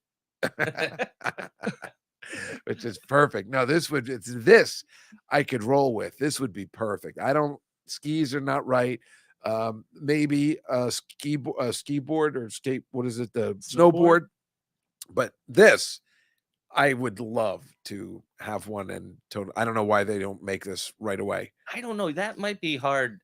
Have you been skiing? Skiing's Yeah, that's I've how done it. Caroline's. That's why they got rid of me, because they were like, he doesn't know how to ski, and I just kept falling down, and they got really angry at that for some reason, because I thought it was funny. It's hard. It's hard. Well, those skis are too long, but on snowboards, why can't I have two poles for the snowboard? Then I could really work it out. I just need some. People are like, no, you can't. I'm like, why can't I? Yeah. Fuck you. People tell me what to do. I got to get up there. This would be hard because you would have to go back and forth, or else you would if you went just straight down on that. I guess, but still, I think I could control it pretty good. I feel really confident about it. I ride bikes all over this city. I know what I'm doing. All right, go to that next one. God damn it. Oh yeah, that's the what a week I'm having. Oh photo. Yeah, that's in Turkey. But how is that the building that's like out of a cartoon? So we picked the building up and put it on the cars. Like how can that building fall onto those cars? It looks like the top floor fell off off the building and fell onto the cars. Oh, you think that's what it is? Yeah.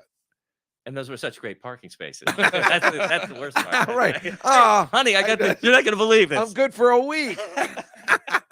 Exactly. Look how they park like idiots over there facing each other. What a bunch of jerk-offs. Go to the next one, please. So this is the Kuwait. That's their emir. I think it's one of their, sultan guy is in Kuwait, and it's Independence Day, and they have these drones make a face of him, and I'm like, why can't we do that? Why can't they do that for the fireworks for the parade? Or the Independence Day and 4th of July, let's pick it up and make some fucking shit like that. That's awesome, right? Yeah. Because then they could do the next one.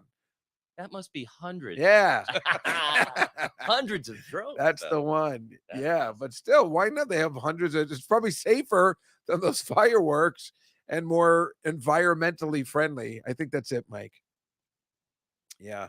Oh, that was fun. That was good. I hope so. What time is it? Is it late? 7:20. But I mean, whenever he has to go, there's nothing after this. Yeah, we're right on time. Everything's fine. Yeah. Well, there it is. Huh? That's nice. Yeah. What? Is somebody here? I don't know. That's Mike. Yeah. Is he a comic too? No, he's Mexican. Sorry. Yeah, he's a comic. He's he opens for like Rich Voss a lot and Right. Bobby Kelly and stuff. So, but he splits his time between here and Texas because that's the new thing to do. Fuck LA. Now he's in like San Antonio. He gets a lot of spots over there Yeah. and stuff like that. So, or Austin, wherever he is. Yeah, I played. Texas is the place to be. That's where a lot of people moved over COVID. And they moved the comedy. The guy from the Comedy Store moved over to run Joe Rogan's place. The guy that used to run the Comedy Store moved. Joe Rogan got him to take care of his new place wherever that is in Texas. Oh, in Texas? Is it Austin? No, I don't. Well, he'll know. But who's the guy that used to run that place? Is it Adam something or Tom? Are you there a lot at the Comedy Store? Not. I have before the pandemic. Yeah, Right. I was there for the party. My name's painted on the wall. It is? Got my name painted on the wall. Oh, that's awesome. That's what you need. Mitzi never liked me that much. Oh, you met her? Oh, yeah. You had, when I got there, you had to pass with her. Right. But she didn't pass me at the beginning. I had to, like, I went in, I was wearing like a black suit. I was like a professional comedian. Right, I was like, right. And she was like, no. And then I came back a few years later, like dressed like this. She preferred that? I guess so. Why wouldn't they like the suit? No, but Bill Maher never worked there. Jerry Seinfeld never worked there. Seinfeld called it a broken wing comic club. Yeah. She liked all the weird acts and stuff. Jeez, she would have loved me. Yeah. Mike, where is Joe Rogan's comedy club? Oh, it's gonna be at the Vulcan, where the Vulcan Gas Company is currently. Wait, it's not there yet? It's about to open, I think. The place has already been there. They're just taking over existing. And who's the guy that came over from the Comedy Store? Adam Egget, the guy that was. Okay. He was Norm Macdonald's podcast producer. That's right. Oh, there's Carol That Wayne. guy. Oh, so I wonder who's So I wonder who's doing the store now. I don't know. Carol Wayne died in 85. 85? Yeah, mysteriously drowning. Yes. Whoa, those aren't buoys. Well, that's why it's called a mysterious death. Yeah, that's wow. 85. Yeah. I thought young. that's amazing. Yeah. Boy, that's you heard about Raquel Welch? Yeah. Speaking of buoys. She we talk about a lot of the old stuff we used to, like back then when there was no internet and that time when she was on Mork and Mindy. I thought about that many times. Mike found the picture I used to like the most, that I had the most fun with, from a People magazine with Lindsay Wagner. Yeah. And I could, I was describing it and he found it. And I'm like, yeah, that's it. Oh my God. I was so in love with her. I still am. I think she still looks really good. I haven't seen her, but she probably does. She's, I guess, in her 70s. She still looks pretty good, I think. It's funny how some people age better than others. Ringo is the cute Beatle now. Yeah. Who knew? Funny, right? And Starsky and Hutch, it's like that. It flipped it. Right. Yeah. They're both still alive, right? I think so. I don't like that all of our idols are leaving, even though the ones we don't know, let alone the one we do know. Well, it just seems that they've been young lately. Like the comics in the last too young, like Bob Saget and Gilbert. Yeah. They were too young. Yeah. I mean, I know Gilbert was sick. Yeah, but Saget wasn't, and that was a shocker. Yeah, and the nicest guy. The nicest guy. So, like, we were just kind of becoming friendly, we hung out a couple times, which was nice. But, and I've said this on the show multiple times, but it's always worth repeating. I just can't believe it, and the fact that he's dead is just so unfair, in the sense of I've never heard of anyone, especially on TV, being a great father to his daughters and a great father to his TV daughters. Yes. He has 3 daughters in real life and 3 daughters in TV that he totally kept in touch with and made sure they were always okay. And they loved him as much as he loved them. And they all got along with his real daughters. Yeah. I mean, that's a miracle. You never hear about that. I did audience. He had a show that was called Raising Dad. It was on CW, and it was on. And I did the audience warm up for it. You did? I did, and he was so nice. And we would come.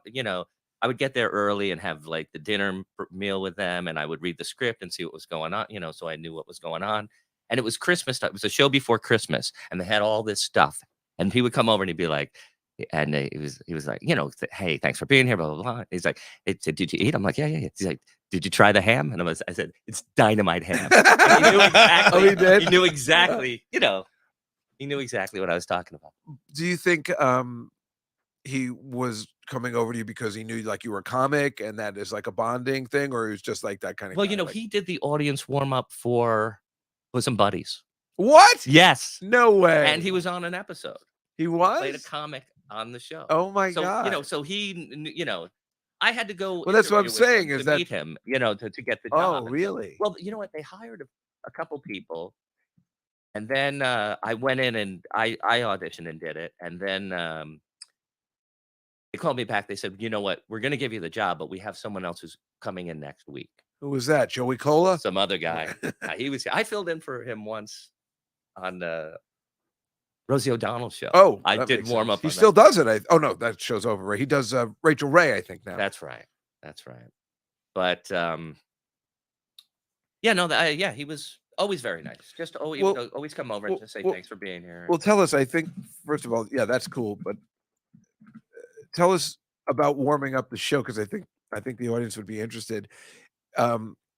Is that a tedious job? Because how long is the process? Because it doesn't end when it starts, right? When the show just starts taping. It depends on what kind of a show you're taping. Like when I used to do the old politically incorrect show, you do like, 15, 20 minutes up front, and then they come, and then I would go up and do jokes during the commercial breaks, do like, Right. 2 minutes of jokes, and then do another one. And then you do time in between, and then we do another show after that. But with those sitcoms, they take hours and hours. Right. That's what I So, thought. so part of the job is also the audience forgets what's going on. So you have to be like, okay, we're coming back. Now remember that Oh God, you have Eddie to do went to the that? school. Oh, and that's they're why you going- have to be familiar with the That's why you script. read the script beforehand. That's Wow. the good way to do. That's why they rehire you. But on those shows, I got them to hook me up with a phone, because for a while I was using a phone at Politically Incorrect. So I would just be like, okay, whose friend didn't come to the show tonight? And then I'd call them up. And it was Oh. like, in the 90s, and I had a lot of bits, because I'd be like, I know you're screening, pick up, I know you're screening. Oh wow. And they pick up, and the audience would go, Oh you know. wow. And I had all these bits. I'd be like, okay, let me give you my number. Here it is. And I start giving this long number, and that's extension 442-817. But the audience would, but it was fun. It was like a good way to kill time. Wow.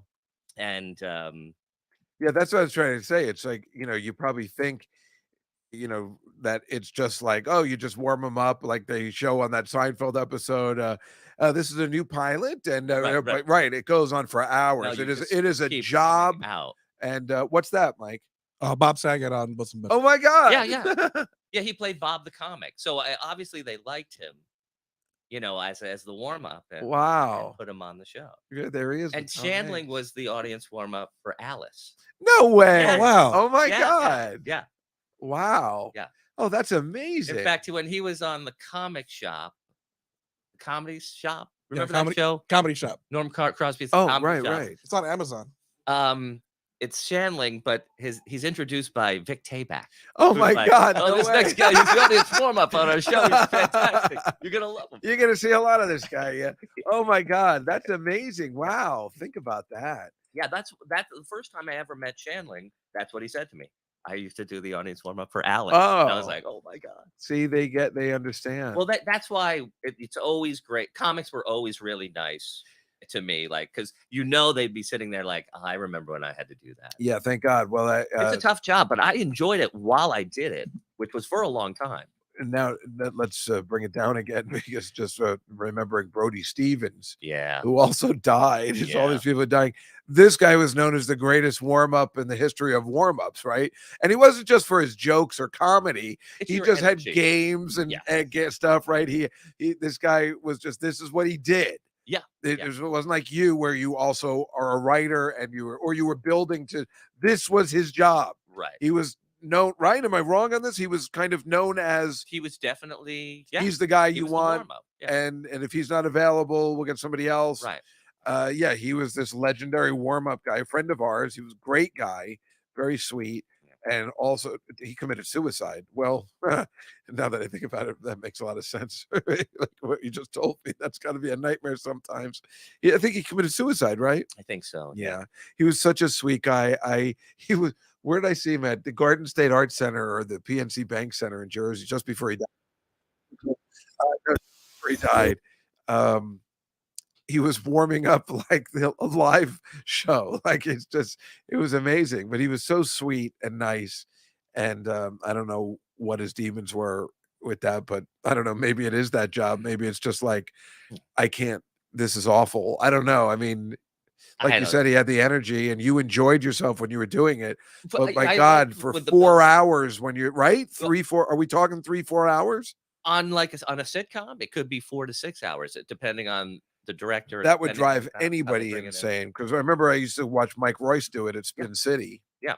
Um, and thanks to me, of course, he was able to move on because he's like, well, I'm hoping they're going to put me on the show. So They then I did met put him on. well, that's because I met the producer and I said, hey, when are you going to put my boy on the show?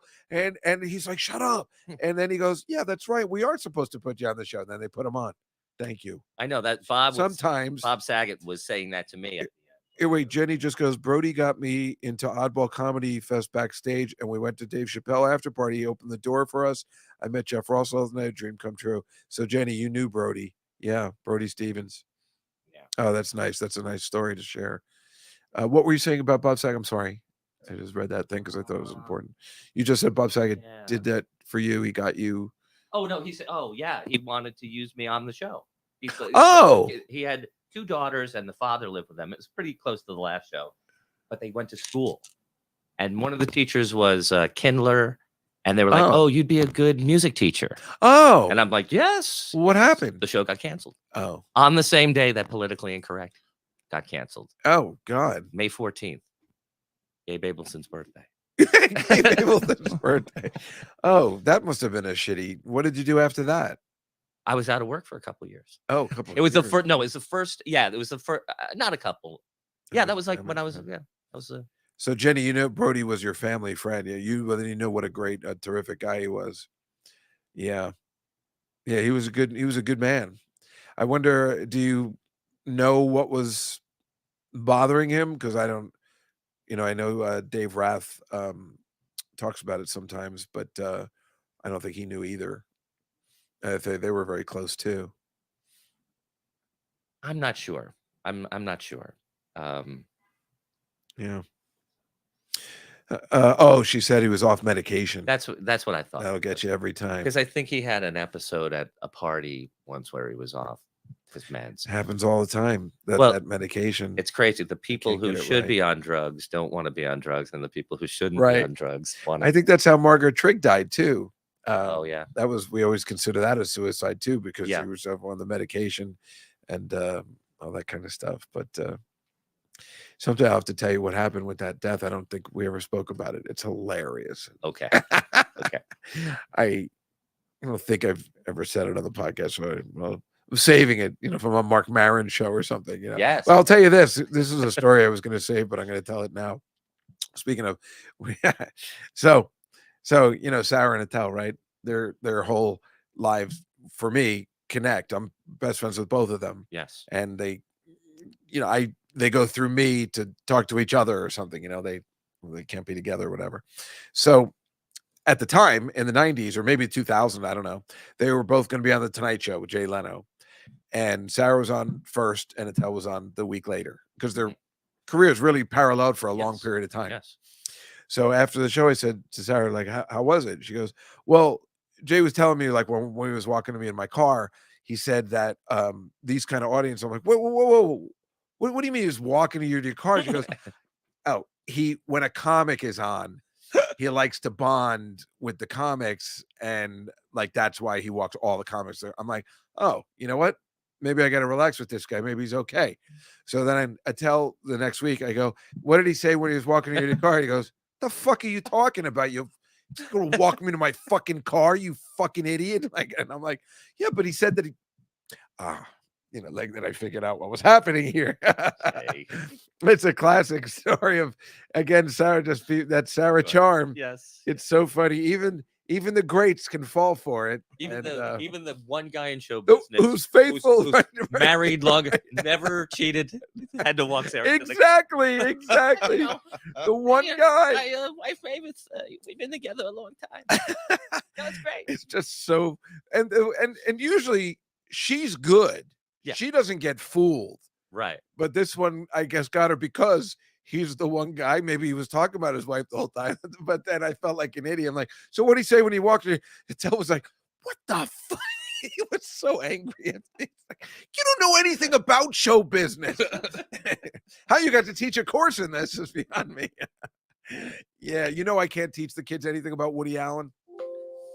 They don't even know they don't even know he's canceled. But I bring up a couple of things once in a while. They don't seem to care, but I would like to teach a whole course on it. Yeah. Can't do it. I don't think. It's going to swing back around. I hope so. It'll come back around. No, you know what's going to happen? All of the people who are woke are going to have kids, and those kids are going to hate their parents and be the opposite. Oh. Well, we just got to wait another 20 years. It's going to take a little while. I don't know if I'm going to make it. I got diarrhea right now. And the other thing is, Maybe that dog will still be around. Yeah. I'm not going until that dog goes. Woody A to Z, please. Right, Scruffy? Like Michael J. Fox and Family Ties. Dave, did you ever see that show? What show? Like Family Ties Live? They all know it. Oh, that he was the opposite of his family. that's right. Michael J. Fox. Yeah. Yeah, that's it. Yeah, I love that show. I still watch it now sometimes. What was Did it? you get Pluto TV? No, but it's on like Awesome. Antenna or something. Yeah. So But Pluto is like Paramount TV's. It's free. It's got commercials in it, but they've got like, there's one channel that's just like Family Ties 24/7. oh, And there's one channel that's just like old Johnny Carson's Oh. 24/7. Yeah. So I like, okay. yeah, I think I have it on my like cable system. It just comes in. So check it out. Check it out. I mean, there's a million channels, but it's got all those great things. And a game, they all know I love Family Ties. I mean, and remember, see, Danny knows that I used to dress like That's Michael right. J. Fox for college. Danny's like one of the few people that knows this is no bullshit. I used to wear a tie. Yeah. Not just to class, but on our TV show. The knit tie. The with knit tie, of course. Well, that was the with- comedy tie, right? Right. And with the shirt with checks. Well, not with like, yeah.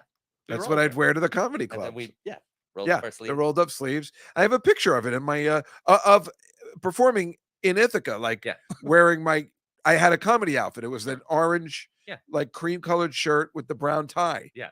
And what were they? Those Levi, the corduroy pants. Yeah. I looked like what they used to call a retard back then. I'm sorry, I know he's just, but that's what they used to call it. Like it's right from 16 Candles. Yeah. They're like, well, he's wearing corduroy pants, and she's like, no, he's not retarded. They're talking about the donger. Oh. Sorry, everybody. I know that's not cool. Jenny, you're from the Ithaca area?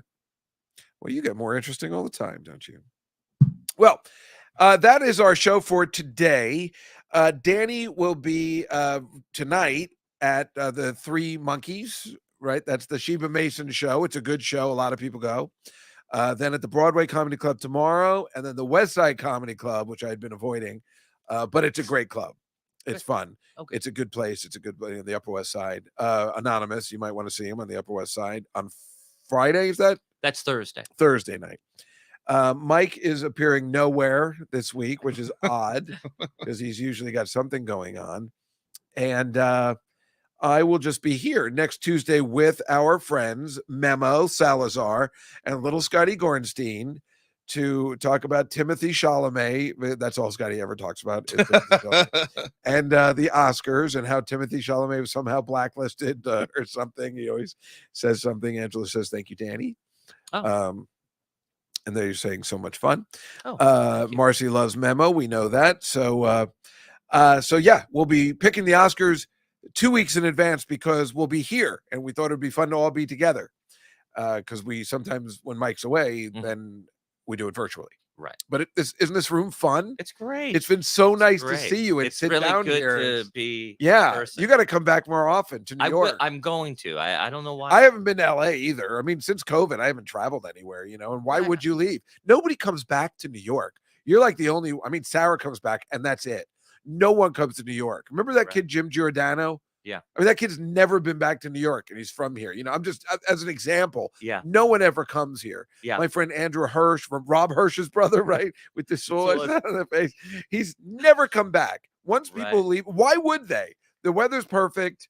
It's beautiful. There's no reason to come back. It's rainy and cold here. I know you said it's bad there. But... Yeah, but you know what? The people are friendly here. Huh? And they're nice. The hell you they're more real. Yeah, this guy's high. And there's a million bars and restaurants. Well, that's here, true. And that's there's 10 in and you can walk to them, and that's the best part. And I like walking around. Although, yeah, I could see being here full time. If I could be half and half, live here a little bit. Like well, that's what we've always dreamed of. That so maybe someday. Do you have a car?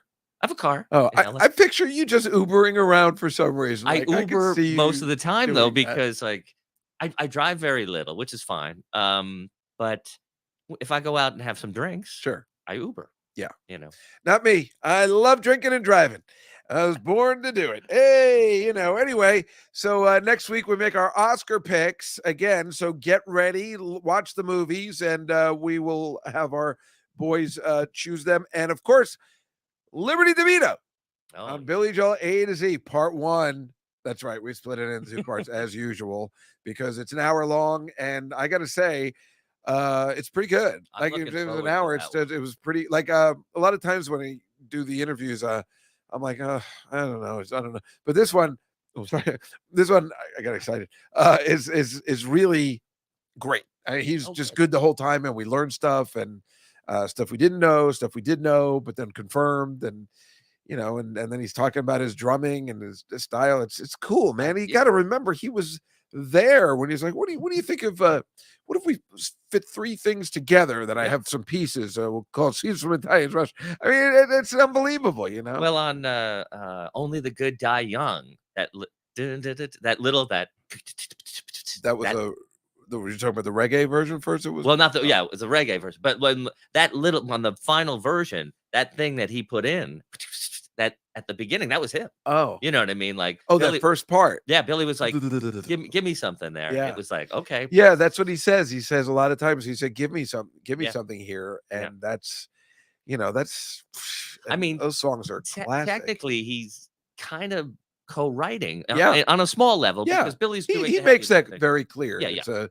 that they were throwing around ideas, and there's definitely there is something to it, right? But I've always said, you know, it's like he can't take it's a Billy Joel band, you know, so it's not, you know, what are you gonna do? You can't get angry. I mean, it's just, you know what you signed up for. Meanwhile, he's got the Lords of 52nd Street, which my sister went to see. She said they were unbelievable. She had no idea it was the guys from the Billy Joel band. Oh, she said these guys are amazing. What the hell? I know. I do want to see them. Yeah, so we're planning on seeing them. I think they're going to be here in the summer, and he said in Jersey in July or something. So that's the plan. Anyway, folks, thank you so much for watching Comedy Cellar Nightly Show. It was so much fun being with Danny, and watch Real Time with Bill Maher. It's exciting every time. I cannot leave until I see his name on the credits. It makes me really happy, and it's very exciting. And I guess we'll see you next week on another quality version of Comedy Cellar Nightly Show. See you next week, everybody.